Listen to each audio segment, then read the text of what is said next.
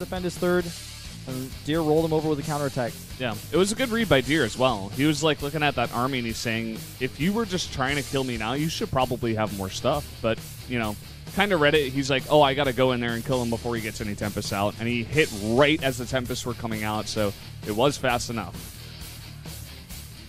Well, map number 3 is going to be Overgrowth. Going back to a smaller map, 2-player map. Keeping it simple here. Definitely tougher to play late game on this map. Third base is also kind of off to the side, a little bit exposed. The players are ready. The map is loaded. Let's go into game number 3.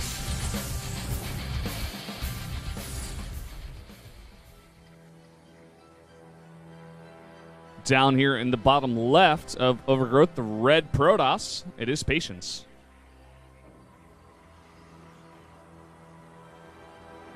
A great player.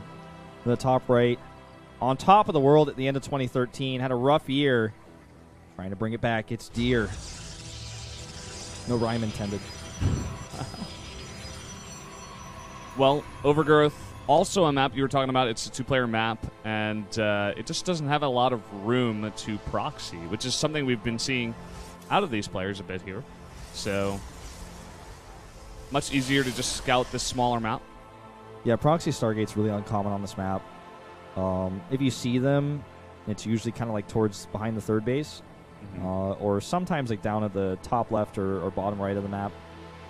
And occasionally at the gold base too, but like you said, very rare to see them on this map. The map is small. It's hard to hide stuff.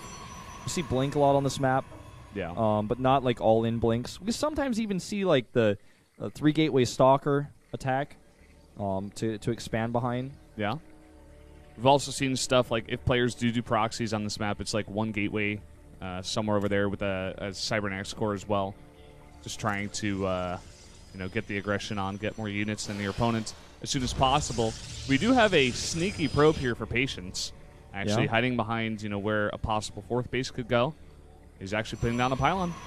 Could definitely put a proxy there. This could also be another one of those hidden pylons that makes your opponent scared if he does like an early scout, a pylon or a gateway scout. Pylon scout you almost never see in PvP anymore at the highest level. In fact, I can't think of the last time I saw one. But if he does an early gateway scout and comes in here before he gets denied, you might be like, where's your other pylon? What's going on here? Could still be for a proxy. We see a lot of oracles on this map, not proxy, but actually just sent from the main base to start getting there too. So that's something that we could see from either of these players as well. Like where Deer's pylon is in his base. They put a pylon all the way down there, make it harder to scout in base, and just throw that down after Stalker and Mothership Core.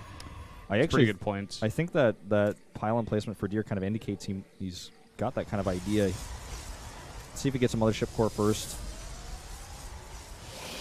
Warp Gate Research, and the Stalker, and Mothership Core. So just a safe opener all around here. Patience not sending any probe down to the proxy pylon. Not even really a proxy pylon, just a hidden pylon. And is making a sentry for extra safety. With that early sentry, you can also get a hallucination scout faster. In main, Twilight Council for Deer. And a second sentry for Patience, indicating he's just going to try to take a 1-gate expand, which is a very risky build on this map, but a build that Deer probably won't expect. Yeah, definitely. I mean, we do have Deer going for the Twilight Council, which usually indicates some aggression. He's already sending units over to Patience's base right now. He's already got that Zealot and Stalker and Mothership Core combo here. Yeah, Stalkers do a ton of damage to Mothership Cores.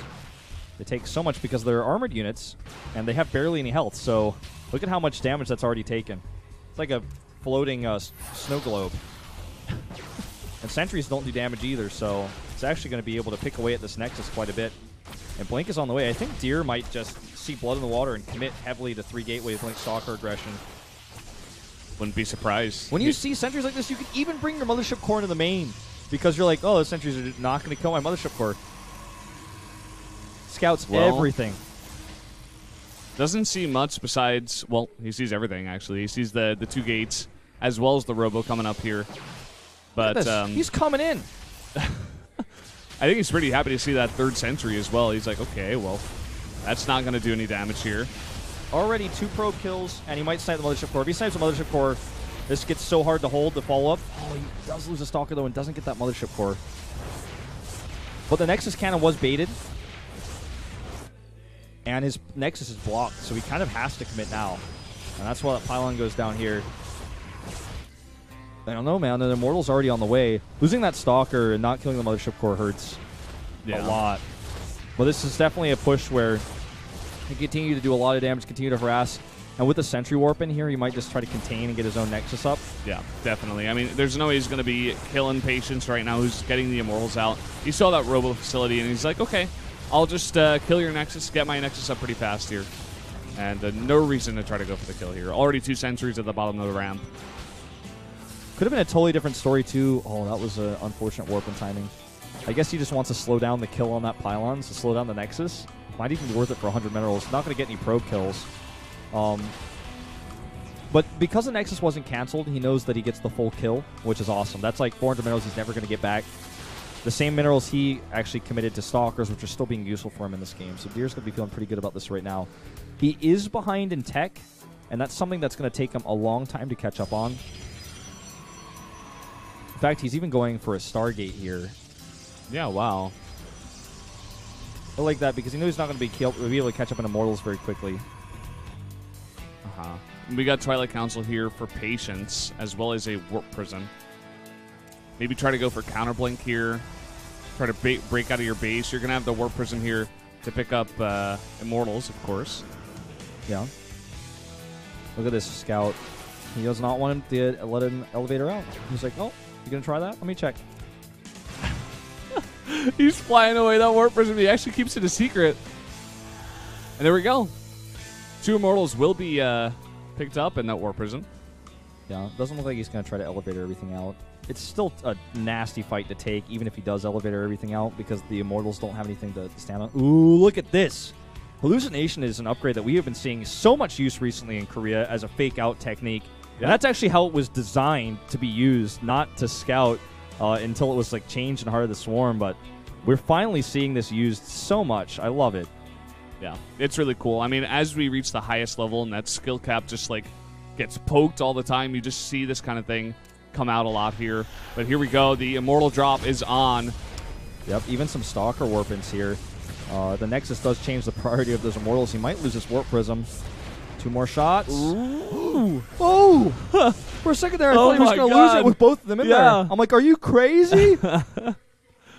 Quite close here. He might and you know still. What? There's the blink. Stalkers can blink. There's blink on the map here. He blinks. And he can continue to blink. That Warp Prism better get out of here. Is there enough room back there? Everyone downstairs is holding their breath. Oh, boy. Gets a Stalker at least. Well, Patience is in a nasty spot. Look at the supplies here. He's actually been supply blocked for a really long time. His Warp Prism and his Immortals are stuck indefinitely across the map. If he makes any mistake, he's going to lose that. That one advantage that he had. The one advantage in this game that he had, he cannot lose it. I wonder if he might just go for push. I mean, he's got 3 Immortals. 2 of them do need to join up here. And the Nexus Cannon was used earlier to defend against that Immortal drop. This is a lot of Stalkers, though, with Blink. And he's getting his own Immortals here, so possibly not. I mean, he could try for it, but I just don't think it's going to have a high rate of success. I think just doing what he's doing at home, getting a Forge and a, robotic support bay for the Colossi is the safer plan here. It's the more late-game focused plan. It's like, all right, I've got the Immortal advantage already. Let's get a further tech advantage. Nice snipe on the Observer here. That's a small victory. And he's actually able to save his Immortals. But this is actually a big attack that we're seeing from Deer instead. And, oh, my God, he's caught in the middle of the map. This could be disastrous. A good Time Warp here.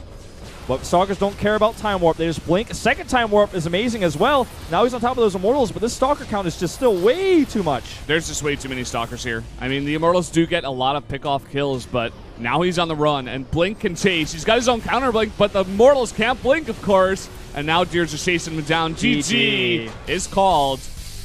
Bit of a mix-up there in positioning. Out of Patience. Had to get off of that map. It takes 10 Stalker shots to actually take out the Immortal shield.